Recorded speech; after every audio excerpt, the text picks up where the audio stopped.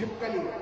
खाकी रंग दीवारों पर लटकती गांधी जी की बड़ी सी फोटो के पीछे से दोपहरी में एक लंबी भूरी सी छिपकली निकलती है।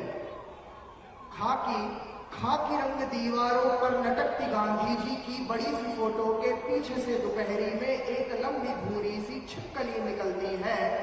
रेंग कर खामोशी से इर्द गिर्द फोटो के कष्ट ये लगाती है, और जैसे ही कोई कीट पतंगा उड़कर पास से गुजरता है, ठंड दबोच लेती है, पंख नोच देती है, मांस चबा जाती है, जिंदा निकल जाती है। फिर बड़े सलीके से जैसे कुछ हुआ ना हो, कोई भी मरा ना हो, रेंगती हुई वापस गांधी जी की फोटो के पीछे लौट जाती है।